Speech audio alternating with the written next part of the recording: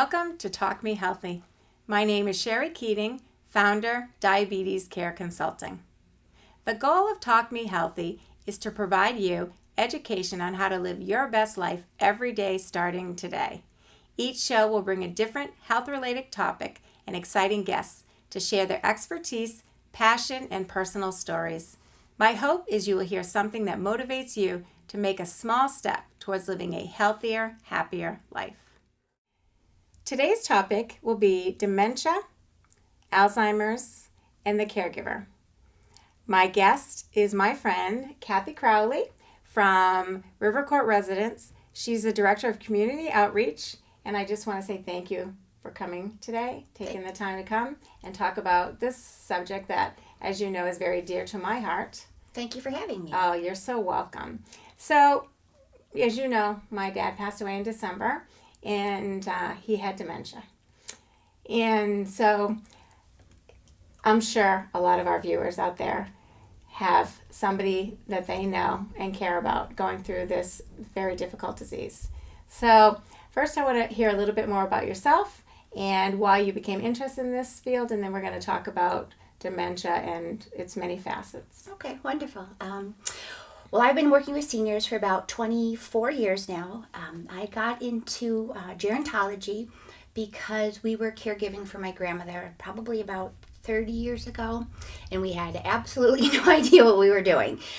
There were no resources back then. There were no Alzheimer's associations. There were no specialists, and people really didn't share experiences like they do now. Like, you can reach out when you were experiencing the things with your dad and the changes in your dad. You could talk to other people. People were comfortable talking about what was going on at home. Mm-hmm. Back then, we kind of suffered in silence. We didn't really share because A, we didn't know what we were doing. B, we didn't know what this was. And the only thing we knew about was mental health things. And people would automatically go to, she's going nuts, or I'm going nuts. Mm-hmm. So you kind of suffered quietly at home. And you didn't really reach out to community members.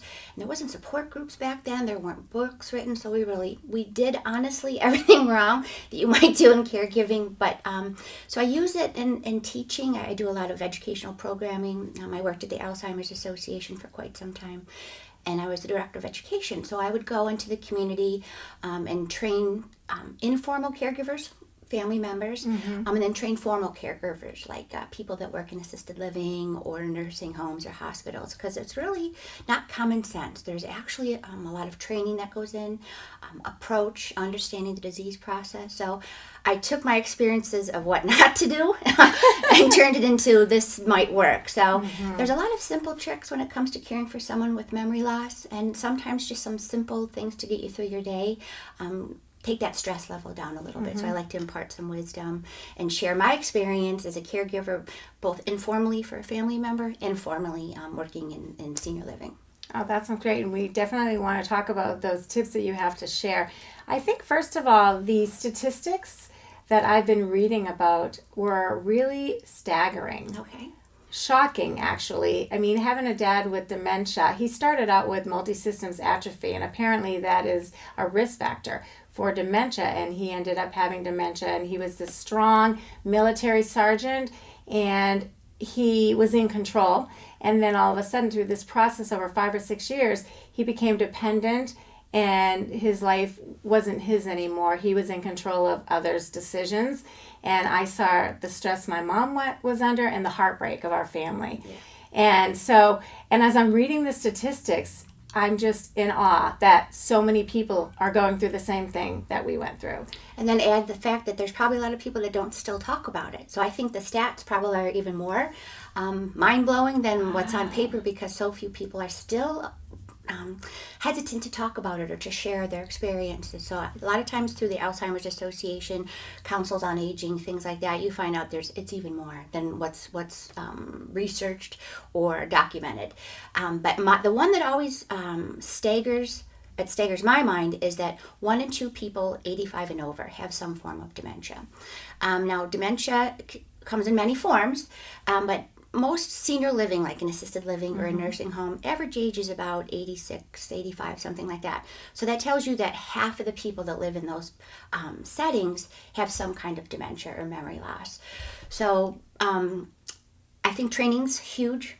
So even though you might not have a memory care community in your nursing home or your assisted living, you have folks with memory loss just statistically alone.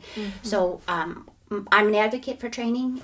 There are regulations about how much dementia training you need to have in each state. Most places go way above it because that's really where the core of the management of someone with memory issues is how you approach, how you communicate. And it really takes a special person to work with someone with dementia. It can be stressful. It can be frustrating if you don't have the right tools or the right understanding of the disease process. So I really think it begins with education. I think it's education for the families too, because I know we didn't know what was coming down the road. When my grandmother first moved in with us, she was just a little forgetful. She'd forget to take a pill or she left something on the stove and she'd say, "You're not going to stick me in one of those nut houses, are you? And I'm going crazy. You're not going to shove me away somewhere." And we said, "Of course not. You're just a little forgetful." And back then, that's all she knew. We have all these wonderful options now for home care and assisted living, and all there was nut houses to her. But we didn't know through the disease process that people can become bowel incontinent. People will have swallowing difficulties. They could become bedridden. We didn't know all that was coming down the road. And so when she said, "You're never going to stick me somewhere, you're never going to put me away somewhere," we said, "Of course not. We can handle this." We didn't know what was coming down the road. So it seems like brutal conversation sometimes for families now, but I think it's so important for people to know the disease process and what potentially could happen. Because they use the word insidious. Most dementias are insidious dementias, where they kind of you notice changes and then it's stable for a little while and then a little more changes. It's kind of slow and steady. Vascular dementia usually is from a stroke, so it happens a little more sudden, acutely. Okay. But most dementias, it's, in the beginning you're like, is there something going on? What do you want? She's 86. And then the next day she's fine, and you start to question yourself a little bit as a daughter or a caregiver. But over a period of time, you'll notice a slow, steady decline. So I think as advocates for seniors, I think it's our duty to get people educated on the disease process and what dementia is it, and is it treatable? Is it non-treatable? There's so much that goes into really caregiving and charting a path. Mm-hmm. It's interesting to say, and like, how would we have known? Like, I don't remember having an aha moment with my dad to say, "Oh, Mom, I think Dad is getting dementia, or maybe he has Alzheimer's." I didn't have that aha moment. I didn't live with my dad. I lived next door to my dad. I saw him frequently. I remember one day I went for a ride with him, and he wasn't driving on the road. He would be very close to the mailboxes. And I said to my mom, "Mom, did you notice that Dad is not driving like on the road correctly?" She's like, "No, I haven't noticed that." I'm like, "Well, maybe you should get in the car and drive with him." So I just started to pick up little things, but I'm 55. I go upstairs, sometimes I forget why I went upstairs. I put my keys down. What did I do with my keys? We live in such a hurried world that I think sometimes our mind is so preoccupied with other things that it's, so how do I know? Am I getting dementia? Because I know a lot of people who have family members fear that that's going to be their path. Yep. And maybe it is their path. And how do we know? So I guess the question is, am I at risk for dementia because my dad had dementia? If I am, how do I know my forgetfulness? Is it aging or is it dementia and the start of it? And then if it is, what do I need to do to be proactive? Yeah, that's a wonderful question. And more people should be asking it just to understand this huge number of people that live, our neighbors, our family members. I'm going to address the one thing about the driving. I'm going to mention that part of a lot of disease, dementia processes, different forms of dementia, they have visual issues. So driving becomes a big safety concern. They have trouble with peripheral vision. So you're not seeing here and you're not seeing down here. So a lot of times if you're at a table in, say, a memory care community, and there's 4 people sitting at a table having lunch. A lot of color coding helps if you have white against black against, and then you have your green beans on a white plate with a black placemat. That kind of helps navigate. But you'll find people that will reach out and have other people's food because they simply don't see their plate right here. So just moving simple plates out like that. There comes a time when driving is just inappropriate for people. I talked to a family member not long ago whose mom was still driving, and based on many things in the conversation, I was scared to be on the road myself. But she said she does, we live in a small town and she does okay, and she navigates always by just taking right turns. So she figures out how to get from A to B by just right turn, because she won't make left turns. So there comes a time usually with doctor intervention, and so the aha moment we had to take his license away, and I'm telling you, that was like, you would have thought we took his life altogether away. Independence, it was dignity. very difficult, and he fought us for a long time. And but we had to hide the typical. keys, or else he was going to get the keys and drive. And it was really a heartbreaking time for him. Mm-hmm. That's independence. That's manhood. That's exactly. I'm in charge. All those things. But really, you look at not only his safety, but the school kids on the corner somewhere. Absolutely. But that's and I don't mean to say your family is it's just like everybody else, but it's very typical circumstances that families just have to make hard decisions, and it's heartbreaking for you. It's this is your strong. My dad was a Marine. You think of all those things. But then you say, you know what, for everybody's sake, but I think a lot of it too is the approach. A lot of times you have to do something drastic, dismantle the car, take away the car, do the keys, that kind of stuff. Same thing as placement and facilities. Sometimes no one skips out of their house into a nursing home or an assisted living, but it's a hard decision that a family had to make for everyone's sake. So a lot of times the aha moment, like you said, is a safety thing. It's the driving that, this just can't go on anymore. It's the stove. This can't happen anymore. The number one reason people get admitted into altered housing usually is medication management. So a mistake with medication. So if you have memory loss, and just initially, things aren't too drastic, pills are some of the first signs. Medications are. So the daughter will go in and check on mom. She set her thing out for the week, and she's doing okay. She's not driving anymore, and she's okay. She just stays at home, and I visit. Then the daughter goes and sees it's Tuesday's pill box has not been taken. Or the whole thing has been taken because I'm not sure what day it is, and I'm not sure I remember what I took, so I better take some more. So that there's usually seniors, there's all these comorbidities or diabetes. Diabetes is one of them. So then add that medication mismanagement to it. Be a huge problem. It's a big one. So a lot of times simple interventions keep someone very safe. And there's a lot of electronic things where the pills are dispensed electronically. And there's alarms to remind them to take. Correct. A lot of things. Yeah. Then there comes a time when that might not just be enough. So then we talk about placement in assisted living or skilled facilities. And my dad made us promise to keep him at home. And we did. We were fortunate enough. He was a veteran, and so the disabled veterans actually paid for someone to come into our home so many hours per month, per year, and they was able to provide care. So my mom had some respite time. And then across from your facility, my dad went to daycare there, and he went 3 days a week, and he loved it. It was wonderful, and it gave my mom a break.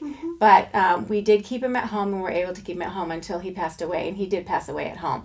But I could tell towards the end it was really very difficult. And when I was reading the statistics about the caregiver, 35% of the caregivers say their health has gotten worse taking care of somebody at home. Very true. And then when you're caregiving, say you're a couple at home like your parents, and the caregiver's health starts to suffer because they're usually heroic. They've drop their doctor's appointments. They don't eat right because they're, got a million things to do. They don't take care of themselves mental health wise. You're just so stressed out. So the caregiver ends up in the hospital, and what happens to the person at home? They get placed. So we always try to say, make sure just like that, the airplane scenario, you put your mask on first before you help your kid. You got to take care of yourself before you can help somebody else. So respite for the caregiver, reaching out for help, disease education. My grandmother said, you're never going to stick me somewhere, right? And most people do. Most people want to stay at home forever, and I would too, and I completely get it. Absolutely. It's when safety becomes an issue. That's usually my fork in the road, or conversations with family. Either the caregiver, you're going to lose the caregiver, so save mom, at that, or safety is, leaving the stove on, or wandering inappropriately out of the door. Falls. That sort of. My dad fell constantly. We had a lifeline, but he would forget to put it on. Of course. Or push it if you need to. Right. So, he fell a lot. We'd get calls to go over and help pick him up. And then they go through the anger stage where, the caregiver could be really at risk if they get into that angry stage, and they may start acting out. Not that it's their they want to, because my dad was the most gentle man, but there was a point in this process that he became very angry. It happens quite often, unfortunately. And then he didn't remember being angry. But your mom does. But my mom totally remembered and never forgot. Yeah, so the dynamics are just so hard, and it's so hard on all of the family members. We have a very big family and very close. It took its toll on all of us. I think that goes back to the simple caregiver tip kind of stuff to help your mom get through her day safely that we didn't have. Tell me about those tips. So what are some tips from your experience? I'll talk about my grandmother. So it was Mima, and Mima stayed with us for a while. And initially it was just, simple things. And they had a big, huge home, and that was just too much for her. So a lot of times people make changes because they don't want to deal with a house anymore, which is kind of not crisis driven then, right? Which is smart.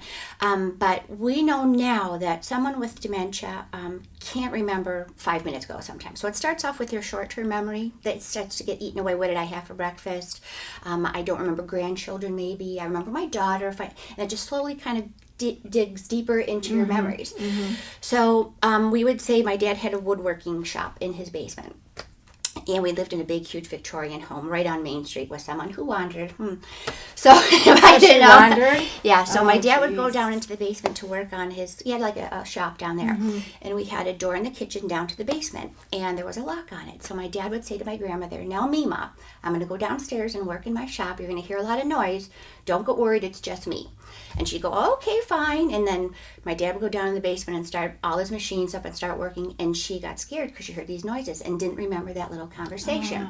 So she would lock the door and lock my dad in the basement. And my dad would have to crawl out the window constantly. But we thought we could say, "Mima, don't forget." 5 minutes later, that conversation was completely gone. So now, we know not to think that she's going to remember that conversation always. But if you take that lock and put it up at the top of the door, she wouldn't even see it. She wouldn't even know. Right. So managing the home environment becomes very important. And your dad with the falls, if you can't see what's going on here and here, you're at risk for falling. Steps over doorways and carpet patterns and carpets, those things. So little house adjustments sometimes go a long way. So just move. She was about 4'6". If we would have put the lock at the top of the door, she wouldn't have even seen it. Right. So let's, like on our memory care community, our doors are camouflaged with bookcases. It looks like a bookcase instead of a door. So someone's not constantly like trying to, "I need to get home, I don't belong here." They don't even see the door. So sometimes simple tricks, like they call it physical environment, physical plant, help someone from not getting frustrated or don't have the visual cue to want to walk out the door. A lot of times family members need to hide coats, move shoes out of eyesight because those are triggers. I see a coat, I want to walk. If we move the coat, I don't have that sense of wanting to leave. So simple little things like that just help somebody get through their day. The don't you remember that we did all the time inappropriately. I didn't have breakfast. "Mima, don't you remember you just had breakfast? You just cleared the table." That now she doesn't remember. So much frustration to them. They're both like, of "No, them. I don't remember." And it's scary. If you really don't remember and someone keeps telling you over and over again, that's scary. What's wrong with me? Or the sense of, like you said, with your dad always wanting to stay home. "I want to go home." A lot of times, of course you do. I don't blame you. And men, home is king of the castle. I'm in charge here. But you're remembering home probably 40 years ago or 30, a different home sometimes. And back then you were strong, you were in charge, you made all the decisions. So when you say "I want to go home," a lot of times it's "I want to go back to who I was, back to that place where I knew everything and I was in control. I was making the decisions." And when people want to go home, I think my grandmother, a lot of times it was she felt in charge. She was a large matriarch of a large Italian family, and I just want to go back to that feeling of understanding what's happening around me. I'm not scared all the time. I'm not frustrated. People are asking me for decisions. So often people don't ask, decisions through the day. They just kind of decide for somebody, and that's hard for someone with dementia. So simple choice goes a long way. My grandmother, her big thing was, "I want my mom. I want my mom. I want my mom." And in our wisdom of not knowing what we were doing back then, we would say, "Your mom passed away." And that's horrible news. If I said that to you, it's the worst news you could possibly hear. And she didn't remember that her mom had passed away. So we said it over. We gave her terrible news over and over and over again. So through the Alzheimer's Association, we teach we taught about it's really the feeling of home that you want. It's not necessarily that physical plant of that home. I want to feel safe. I want to feel in charge. I want my mom usually means if you're having a bad day, who do you want? I want my mom. You know, my mom would make me feel better. My mom would make sense of this. Well, that totally makes sense because my dad, when he was away from my mom, he used to have severe anxiety, and he'd want us to get on the phone and call her. But he thought my mom was his mom. Exactly. So he lost the idea that my mom was his wife. At the end, he used to think it was his mom. And he would say, I want, you know, she makes them feel good. Yeah, so she makes that's them feel why safe. he did that. That makes perfect sense. They kind of interpret the environment for, usually the main caregiver kind of makes sense of the world that doesn't make sense to them. So, you know, someone says, where do I belong? What do I do next? There's a lot of that because they're so unsure of where they are in the day, what happens next. And that primary caregiver often says, don't worry, we're going to have lunch in a little while. Okay, so it must be around noon. It's, you know, that kind of navigate the day. And then when you remove that caregiver, that helped me figure out my day. Person is gone and they physically want it. Doesn't matter who it is sometimes, but they want to see you. And conversely, that primary caregiver is usually who they are angry with the most. The person that's giving up the most and giving up sleep and free time is usually that's very true. They get angry with the most because I think that's hard. I think with my grandmother, I was the little boy who stole her boots. Like she would tell everybody, "You see that boy over there? He stole my boots." And I'm like, "Well, first of all, your boots are safe with me." But she just would misplace things all the time, and she would take it out because. Back to that normal kind of I lost my keys kind of what's the difference.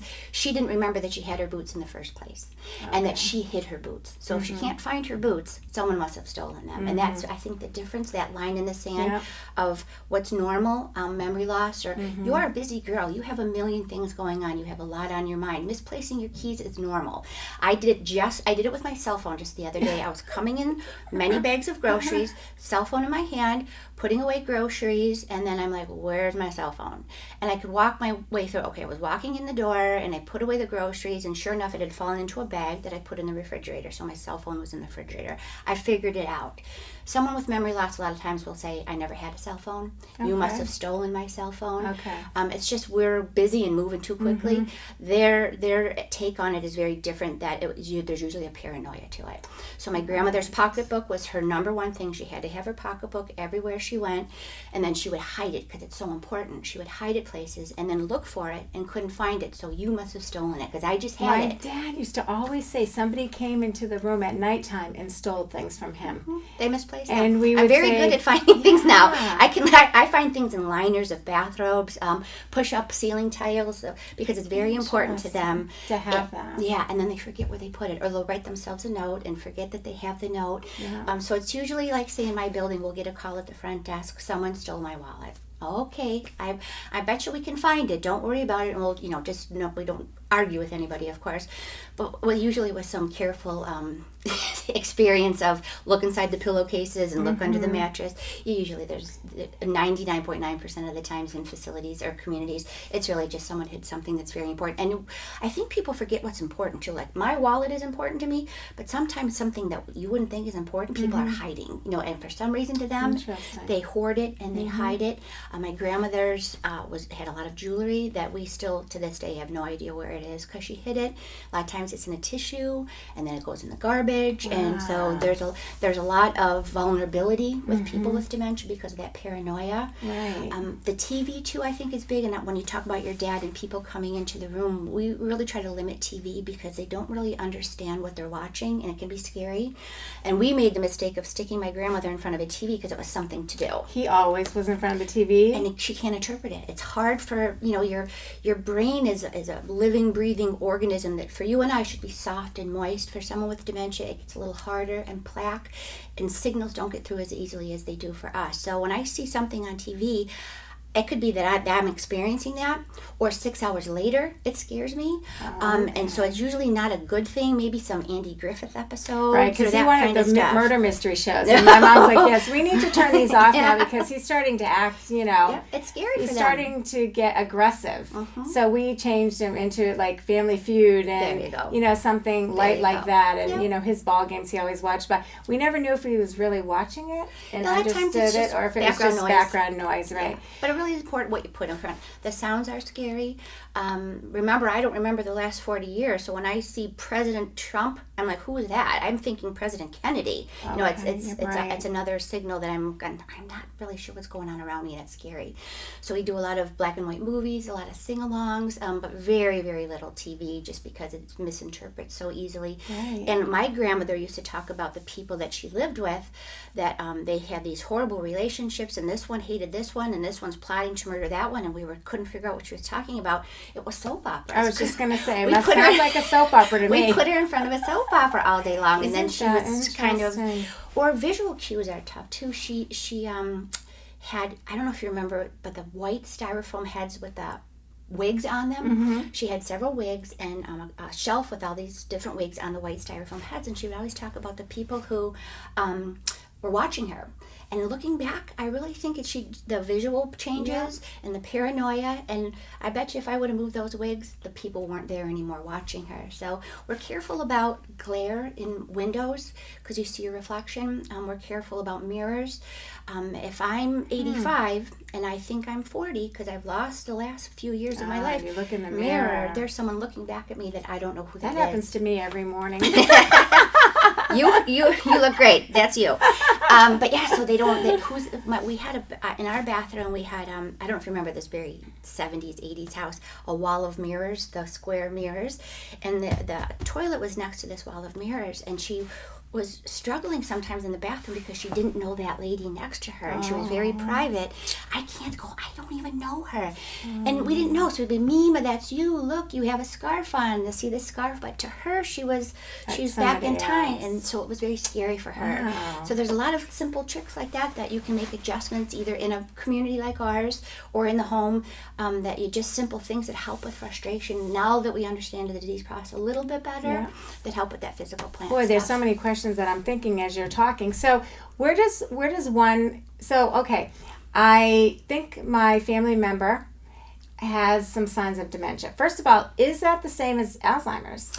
I think let's back it up, because first of Okay. all, there's some treatable dementias. Okay. So I think you first need to figure out, is this a non-treatable dementia Okay. or a treatable dementia? So there are things that could happen physically to someone that produce some memory loss that there are treatments for. Okay. You're And a that's nurse. a treatable dementia. Yeah, you're a nurse, like a bad infection. You Okay. get a little delirious, a little confused. Blood sugar problems. Correct. B12 deficiencies, depression. Those are things that, if diagnosed correctly, you can treat. And then that Okay. memory loss would subside. Okay. There are non-treatable dementias. So that's usually where I tell families, don't just assume things. Go to a doctor, because it could be something very... And infections in seniors are bladder infections happen all the time. Right. So treat that bladder infection. You may see those symptoms subside. So once you figured out, okay, it's not a treatable dementia, it's a non-treatable dementia. There are a few, like I said, it could be alcohol related, it could be due to a stroke, it could be Alzheimer's. Drugs. Correct. It could be Alzheimer's. There's a couple different kinds of, but they all fall under that umbrella of a dementia. So how you care for them is generally the same. It's all about safety. It's all about making sure the medications are taken. It's about engagement. But some families just get to the point of it's a non-treatable dementia, and they don't try too much harder to put a name on it, because she's 92. At least we know we've got this far. I don't know how much testing I want to put her through. The way to get a very clear diagnosis usually is a biopsy. People don't want to do that, and usually that's upon autopsy. Some families want to know because of heredity. Okay. But you really can't. Usually people that have a diagnosis of Alzheimer's have probable Alzheimer's, because we've taken out what's probably treatable. So it's probably one of these, and I'm not going to put her through too much. I'm just going to make sure she's safe and loved and cared for, because it doesn't necessarily need a name on it other than a memory loss or dementia. So is there screening tests, and then like a questionnaire that you can fill out and then take that to your primary care? Is that something you get online? Or... They're everywhere. Most folks in our industry use what's called a mini mental, 30 questions. You would probably be a 30 out of a 30, because they're fairly simple questions. But for someone struggling with memory loss, take 100 and subtract by 7, see how far you get. I'm going to tell you 3 words, and in a few seconds I'm going to ask you what those words are. So you get a point for each word, that sort of simple stuff. So you get a score, say you're a 24 out of 30 or a 10 out of 30. It kind of, usually through the disease process, that number is going to decline.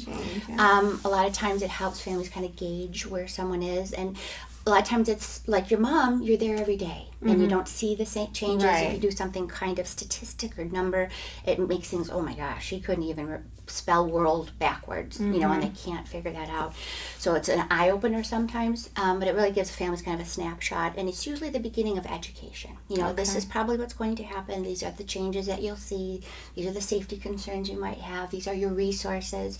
But usually when that declines, there's usually probably a change, either more home care or an alternative placement. And where does this, so you take the screening test, you go to your primary care, then he sends you to a neurologist, or what? Yeah, I think that's is that the steps? Yeah, our biggest challenge, I think, back when we were caring for Mima was that we were in a small town. We had one doctor. It was the same doctor that helped my mother give birth to me. There's specialists and people really, neurologists and people that really specialize in these different disease processes. Back then, we went to the doctor because she, walked out the front door in her pajamas on backwards in the middle of the night. She ate cat food because she thought it was trail mix. Like, what do you do? Back then, you go to your doctor. And he talked to her. And he said, okay, Mary, and he listened to her heart and listened to her lungs, and those are fine. And he checked her all over. She touched her toes and all this sort of stuff. And he said to her, Mary, how you sleeping? And Mima goes, oh, fine. My mom and I are like, no. How's your appetite? Oh, fine. And now we know it's really the caregiver as the historian. Right, the caregiver needs to be there to be the voice of the person. That's right. So, of course, we thought we were crazy. We're like, wait a minute, she's not fine. Don't talk to her. But we really didn't have the resources that you have now to really drill down and figure out what was going on. And those were things that we probably could have managed with a little education about the home and locks and all that kind of stuff. So I think the doctor is your first go-to. Put a name on it. Is it treatable? Is it not treatable? And then where maybe in this disease process is somebody. Sometimes families are too close to see just really how compromised somebody is. Does a CAT scan show any brain damage or changes? And does that help to put them in a certain part of the spectrum, so to speak? Yeah, your brain shrinks. So you'll see that. Your brain shrinks, your brain hardens. You think of a picture of a healthy brain, there's all the lobes and all the crevices and cracks. You don't see that in a non-healthy brain. You'll see it shrinking, so the abilities are shrinking, and the messages don't get through as easily as they do for us now. So that's that, and that's not too invasive. Someone with memory loss, think of your dad. If you put them in an MRI or something like that, oh my gosh, that's too much. Right. And doctor's appointments in general they avoid because a doctor's going to figure out that I'm compromised, so I'm going to cancel all my doctor's appointments. Exactly. I'm never going to go. I'm not going to. The world gets smaller, very simply, because I'm comfortable at home still. I have my easy chair and my remote, and my bathroom's right there. You must have seen my dad because you're describing him to a T. He would sit in his chair with his feet up, with his special blanket, with the remote, with his TV on, and it's easy. It's simple. Yeah, he would just be happy. I don't want to go out, and it's scary out there. Yeah. So you start to. That's usually a sign for a lot of people is they start to their social world starts to get smaller because it's too confusing out there. I can't navigate a menu any longer. I don't remember names in the bowling league. That. So I just gonna stop things. And then when you start to bring it in the home, the grandkids are all over the place and they're loud and they're having a blast. He did not like that. We have, he had 18 grandchildren and six great grandchildren. When they were all there, you could tell he became very agitated and anxious, and he wanted them there, but it just overwhelmed him. So he would actually go into a different room, and I'd be like, Dad, don't you want to hang with us? And he's like, no, it's kind of nice in here. So it just totally overwhelmed him. Yeah, it's the TV. It gets to the point. Yeah. A lot of times with memory care communities, it's very simple design. Usually, it's a lot of colors that are calming, smells. Music. That are, he liked music. Because you don't forget. You never forget that. And Johnny Cash. He was a Johnny Cash lover, and we'd put it on, and he'd be very happy. And so now you know. I know I would have at the time when I tried to get my grandma in the bathtub and she wouldn't do it. If you do those soothing sorts of things ahead of time, that helps with some caring issues at home too. So, but yeah, it's just those are signs that something's changing. Yeah. And usually that's probably the time where you try to make a change into, like, say, a memory care community, because it's the programming that really benefits somebody. They stay active, they stay engaged at their level. We're doing things that you can only succeed at. And we're doing community service projects. We're doing things that really bring dignity, but yet we're keeping you awake all day. And so you safe. sleep at night. Yeah, And don't wake up in the middle of the night wandering around when there's not a lot going on. There's, of course, staff that will engage and help you get back to bed.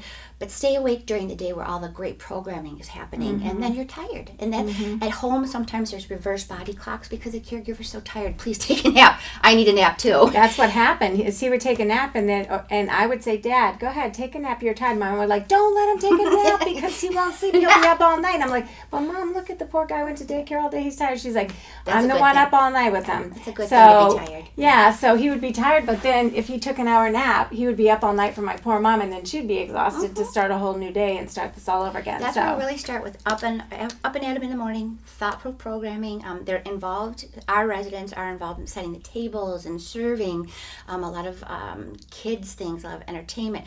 But shorter attention span sort of thing, so maybe some folks with dementia can't last for an hour or two programming like our traditional assisted living folks do. So it's usually a program after program after program with a lot of choice. Would you like to do this or would you like to do that? Sometimes a group setting is great for you right now, and sometimes you need one-on-one quieter. So there's usually what they call parallel programming going on. So I'm asking a lot of questions to you because that goes a long way. Even someone that, like, we know they love cranberry juice and they drink cranberry juice every morning. We still say, would you like orange juice or cranberry juice? Because they feel some independence. And choice. Right, and choice. Right. So I think that helps families when you know you have to make a move and you know you have to make a change from the home setting. It's just not safe and the caregiver's overwhelmed. You're not saying, Dad, do you want to move somewhere? But you're saying, Dad, would you like the room with the view of the river or would you like the room with the view of the courtyard? And do you want to bring this chair or do you want to bring this chair? So he's still involved in the process, but the main decisions are usually the caregivers. Right. So I've been to the neurologist. They've, diagnosed my family member with this. So is there medication that they put them on, or is there medication to prevent? If I'm worried because I'm a daughter of somebody who has dementia and I'm worried that I'm going to get dementia, is there things that I can do right now? Or in diabetes, if you have pre-diabetes, you can take a medication if you fit into the categories that require this particular treatment. You can have medication, but is there one for dementia that we can kind of slow the process or maybe reverse the process, or is that not something that can be done? Not that I know of, to be honest with you. There are there's many schools of thoughts on all of this. There's still no one cure for it. Everybody's working towards it very diligently, but there's not something that's going to reverse it or stop it altogether. A lot of people think of brain games, keeping your brain active and staying involved. Right, crossword puzzles and those kind of that stuff. If you don't use it, you lose it, sort of stuff. Dementia is non-discriminating, unfortunately. It goes from everywhere, from professors and lawyers and doctors and people who have teachers, thinkers, housewives. It doesn't discriminate. It affects many people. But there are medications that slow the process. There are medications that help with behaviors that people may see. As a person who's really an advocate for people with dementia and caregivers, usually medication is the last resource. It's really about education, and they're striking out because they don't understand why you're taking their shirt off and they don't know who you are. So a lot of times it's really great training and approach and communication and trial and error that everyone that I know of anyways was pretty up to date on the disease process. Pharmacological approaches are usually the last resort, and they're important. Sometimes they really help keep someone safe and in their settings a little longer. Some things for anxiety. Yeah, most definitely. But it's not medical. It's more treating a behavior sometimes. Okay. So what does River Court residents offer? So now I have my family member and we're at home, and first of all, where does a caretaker go to resources to learn this education so that they can keep their family member at home as long as possible safely? Yep. And then when that happens and they can't get to that point, how do they find out what resources are out there for options? I think there's many nowadays. There's folks like you and I that are in the community that are always trying to educate on keeping seniors safe and at home. Councils on Aging, each town has a wonderful resource in their Council on Aging or Senior Center. Alzheimer's Association is great. There's so much on the web now. There's so many books. Support groups to me are huge. You're sitting across from another daughter who's going through exactly what you're going through. I didn't have that. My mom had a telephone support group. That's perfect. So she would get my dad to bed around 11, and then the women would call around midnight, and they would talk till like 2 in the morning. Safe because zone. that was their time that they didn't have to take care of their loved one. And so they would talk Perfect. 2 or 3 times a week on you the can phone talk to me, but midnight. I'm not the wife of someone with dementia. Exactly. Sometimes you really need to say, Right. I miss that intimacy with my husband. I miss that I miss going out dancing on Saturdays at the VFW. I understand it differently than somebody else does. I didn't know it was okay to laugh. When something silly happened, when I got her ready for a doctor's appointment, I turned back and she was naked and like Houdini. I couldn't believe it. But I can talk to another daughter or granddaughter, and that exactly is what happened to me. So it's okay to say I just want to jump off a bridge sometimes. It's okay to have those feelings, and now it's okay to share that with somebody else. Support groups are usually like that safe haven where you can't say anything wrong, and usually you'll talk about what you've done wrong, and everybody else will say, "Oh, I did it too." So you don't feel so isolated or wrong, because you're just usually caregivers are so well-intentioned. Yes, so well-intentioned, and trying to keep them home as long as possible, which I understand. It's usually that line in the sand where that safety becomes a concern, whether it's wandering. A lot of people, she just walks to the grocery store and walks right back. We live in a small town. She's fine. The neighbors are looking out after her while I'm at work. Usually something happens. Usually she doesn't come back, or she's has a little fender bender. Or you come in and you see that the food in the fridge isn't right. Something usually is that eye-opener, that their safety, she's not eating right, whatever it is. And then you look at, it's a positive thing. Now the person who's sitting in their recliner and has no interaction and the caregiver's stressed out, now they're out and about in activities and in the van and doing community service. So I think it's a restart on the computer. It's not that I can't do it anymore. It's with that disease process. This is what you need to do for that person. It keeps them engaged. It keeps them active. They have new friendships. It's like a new chapter in their life. And we do a lot of, you use the word rush, but we do a lot of short-term stays where someone comes and tries, see what it's like to move in. Because most seniors really don't know assisted living. They know nursing homes, they know hospitals, they know their home, and assisted living is kind of new to them. So they come and they'll give it a try for a month, and very, very rarely does someone leave. It's usually, I should have done this a long time ago. And how many beds do you have at River Court Residence? 87 total. And that's for memory care? Or is that all together? We have 3 levels of care. We have independent living, full apartments. We have traditional assisted living. And then we have a memory care community with a secure entrance. So 3 levels of care all under one roof. But usually folks may start off in independent living. The house is too much. I'm glad to give up the house. Or it's a couple where they're caregiving and mom needs a little help with dad. So she can still stay involved in his care, but she's got some help. Traditional assisted living is a lot of eyes on kind of help. I can help you in the shower. I can help you with your meds. Your meals are taken care of, but you don't need a lot of clinical help. Memory care usually it's a higher staffing ratio because they need a little more help. Activities are a little more geared towards someone with memory care. And the environmental design is huge. Yeah. Can you take your loved one out for the sure. day and bring them home for Thanksgiving, or once they're there, they're there? Nope. If the doctor says it's okay, we say it's okay. So usually there's some paperwork when someone's admitted. But yeah, it's their home. It's not a medical institution or any kind of Department of Health run. So if daughter's going away for the weekend and she wants mom to go, of course, and we want her to go too. So there are people that still have cars and drive, and it's appropriate. There are people who just go for the day and will go out and get ice cream. There's people that vacation with their. We had a lady that came back from a cruise with her daughter. So it's your home. So I think just because someone has a diagnosis of dementia doesn't mean life stops. It just goes on a kind of a different course a little bit. I lost a family member recently to brain cancer, and his course of treatment was radiation, chemo, nutrition therapy, some hospice, things like that. Someone with dementia, their course of treatment usually is safety and help for the caregiver. That's so you're doing what that disease calls for when you finally ask for help or get some help in the home or get help for that caregiver. It's really what the disease requires based on the behaviors and their lack of insight, lack of judgment, safety concerns. How about insurance? Now, if I were to say my dad was interested and we felt it was time to move him there, does insurance cover? Only long-term care insurance, yeah. Long-term care insurance, but it's pretty rare in that age group. It's fairly new, not a lot of people bought into it, and they'll say 85-year-old plus. A few people have it that will cover it. Most people it's out of pocket. There are benefits through veterans, some assistance through veterans, but it's at our building or our community, it's kind of just like rent. You get a bill every month and you pay your bill every month, so private pay mostly. Medicare and Medicaid is usually a big question for a lot of people. What's the difference?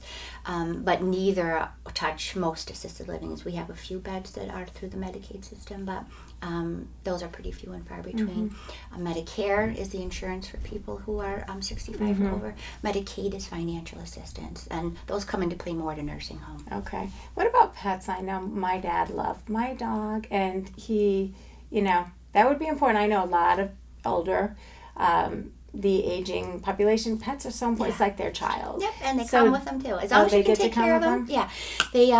I'm an animal fanatic. Yes, you are. If I had to leave my house and leave my animals and leave most of my stuff behind, that would be tragic. So yeah, because we love it.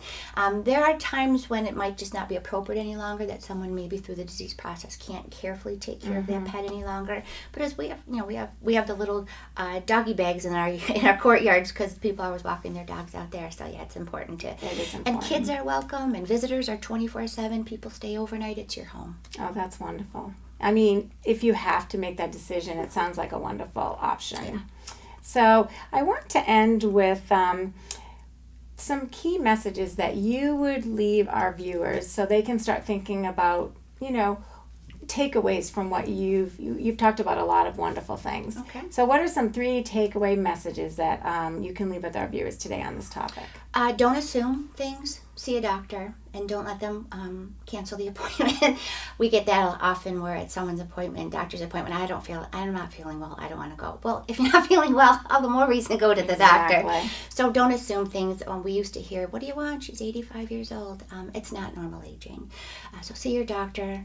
Make sure you find out about the disease course. If you get a diagnosis, whatever it is, educate yourself on that disease process. And if you're a caregiver, get help. You can't do it by yourself. I don't care. Most diseases, whether it's memory loss or not, to do it safely and to be there for that person that you love and you want to care for, make sure you take care of yourself too, because we're usually heroic and we're the last ones to ask for help, but help is going to keep that person at home.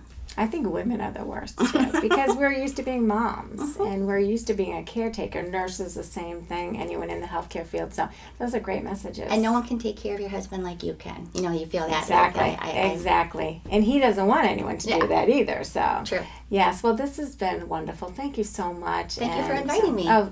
Thank you for coming, and thank you to our viewers for tuning in today. And our next show is going to be about the new cardiac rehab program in Lancaster. So definitely check back with us, and we'll have an exciting couple of guests. And I want to leave you with, start today to change your tomorrows and live your best life every day starting today. This is Scherrie Keating. Thank you, and have a great day.